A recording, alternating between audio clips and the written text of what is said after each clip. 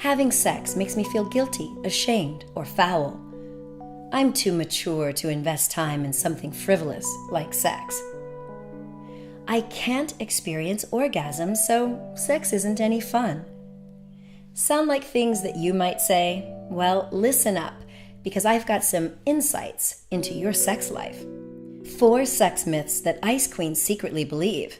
Learn how to melt away your frigidity by releasing these outdated sex beliefs and reclaim your sexual mojo. Welcome to Sensual Vitality-TV. I'm your host, Dr. Andrea Pennington. Like streets littered with confetti after a gaudy parade, Western society is strewn with contradictions. Nowhere, perhaps, do these contradictions become more apparent than when the discussion turns to female sexuality. Current Western culture, troubling as it is, chastises women for being too sexual, as well as for not being sexual enough. So what happens as a result? Well, because of these contradictions in societal standards, some women wind up believing in unfortunate myths about their sexuality. Many women don't see sexual pleasure in a positive, ebullient light, and instead of viewing fulfilling sex and all of its juicy pleasure as something they deserve, some women feel guilty about pursuing the big O. As I discovered while discussing the sex survey on a UK morning show. Results of this sex survey of over 2,000 women found that 3% felt guilty for having an orgasm. Now then, there's a specific personality archetype in particular that believes in various myths about female sexuality, and I call her the Ice Queen. So, who is the Ice Queen? Ice Queen, you are the woman who believes yourself to be too old, too mature, to have exciting, rock-your-world sexual experiences. She's often seen by others as cold, frigid, and stale. Ice queens believe that wild, passionate, even a little raunchy sex is for hormone-loaded teens and horny, oversexed college kids. But now, the Ice Queen thinks to herself, it's the time for me to get serious about my life and my goals instead of frivolously chasing after sexual pleasure. Does that sound a little bit about kind of the way you think about sex? Well, if it is, then I urge you to hear me out on this and learn why you, the beautiful, gleaming Ice Queen, completely deserve a rewarding, orgasmic sex life. Now, as it turns out, there are several different reasons why Ice Queens approach sex with this icy outlook. For starters, if you're an Ice Queen, you may have had a sex partner who really wasn't that fiery of a lover in bed. Sure, he might have been astonishingly good-looking with rippling abs or whatever rocks your boat in the looks department. But when it came time for foreplay and sex, maybe your boat wasn't rocked at all. In fact, to stretch this nautical metaphor even further, your boat would just float in an incredibly boring, lethargic lake. Or perhaps it's because he viewed sex as a way to just get himself off without really considering that you too absolutely require sexual ecstasy. And as a result, you began to increasingly approach sex with all the excitement of someone about to file a tax return. Well, there are other reasons, of course, for the emergence of the Ice Queen archetype, which I discuss in my book, The Orgasm Prescription for Women.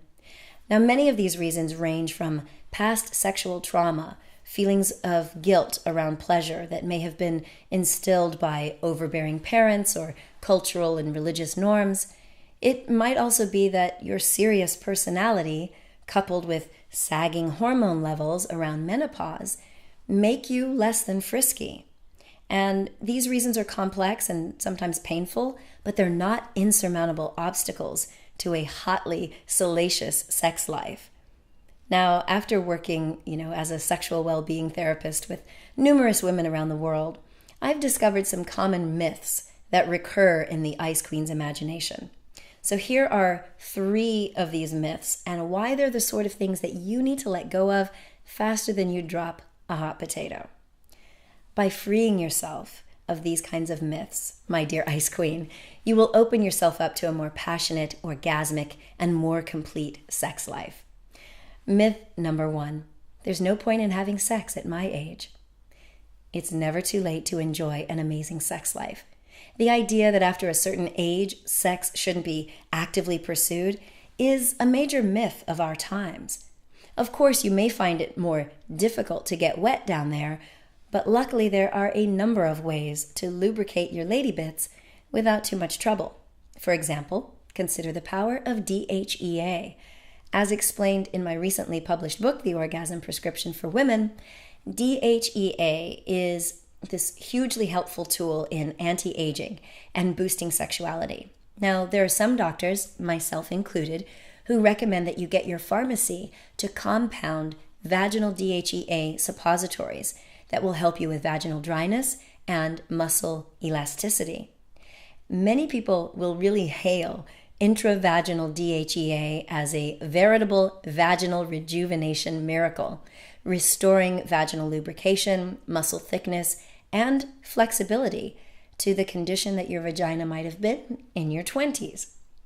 So if you're in your 40s or 50s or beyond, then know this. You're absolutely, categorically not too mature or too old to enjoy sexual pleasure. That pleasure is something that you deserve, and why should you stop having sex at your age?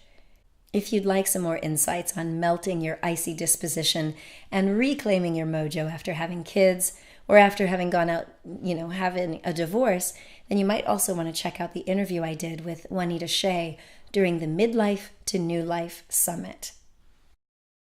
Now, myth number 2. The idea of sex just doesn't turn me on anymore.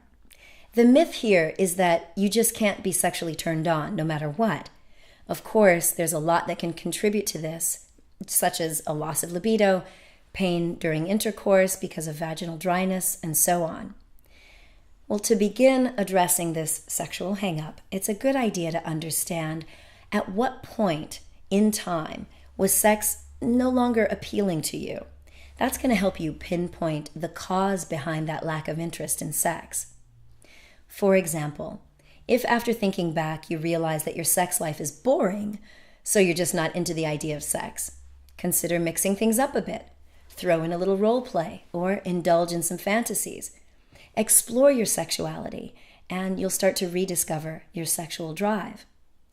If you find that you're not feeling any sexy vibes, nor having sexy thoughts and fantasies, it could be a hormonal thing.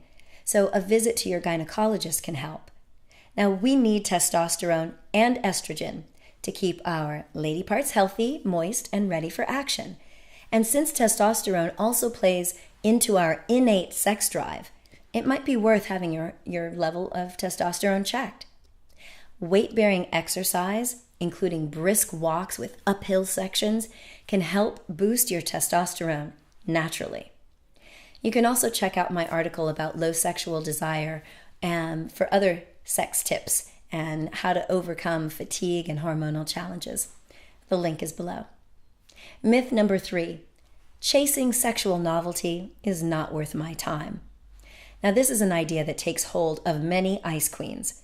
The theme here is that you're just too focused on really important matters, your career or church or charitable organizations, for example, to pursue sexual novelty.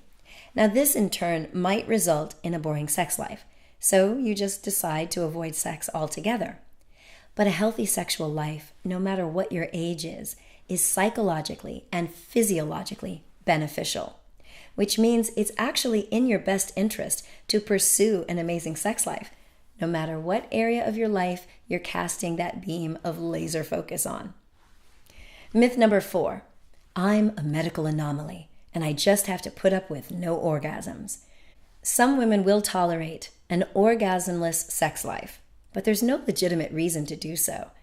Painful intercourse can stop the orgasmic flow in its tracks, and an underdiagnosed cause of vaginal pain is also vaginismus, a condition in which the entrance to the vagina closes tightly when intercourse is attempted, and this prevents penetration. Vaginismus is caused by an involuntary spasm of the sphincter muscles that surround the vagina and anus. Physical therapy and cognitive behavioral therapy are often used in these conditions. You can also check out an insightful interview I did with Rosemary Vulvulsberg, an expert in treating sexual challenges, including vaginal pain due to medical conditions or following cancer treatment. Just check out the bonus section at orgasmprescription.com. Finally, if you're not sure how to find the time for the pursuit of sexual novelty, just take baby steps. Begin by exploring your sexuality a bit more. Make it a priority. For example, you could start out with the free Mindfulness 21 Days of Bliss program. With short daily rituals and meditations and sexploration activities, you won't give up much of your time at all, but you'll open yourself up to a titillating new world of your rejuvenated, luscious sexuality. And again, if you find that your hormones or health status are also playing a part in your icy sexual disposition, you may want to try acupuncture to boost your libido and improve vaginal lubrication.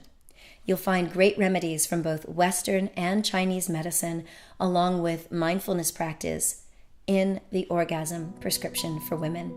You can listen to a sample of the audiobook or download a sneak peek of the first chapter as well. If you're curious to see what other personality traits might be impacting your experience of pleasure and sexual release, you can check out a video that covers all 7 of the personality types which predict sexual hang-ups and orgasmic difficulty. Just visit sensualvitality.tv. And to add a few more sexy ideas to your sexual repertoire, I invite you to explore your sexuality a bit more with the free Mindfulness 21 Days of Bliss program. The short daily rituals, meditations, and sexploration activities can open your mind and heart to a titillating new world of your vibrant, luscious sexuality. For more erotic, nerdy insights on how to improve your sex, love, or relationships, visit us online at sensualvitality.tv. Connect with us on Facebook at facebook.com/SVitalityTV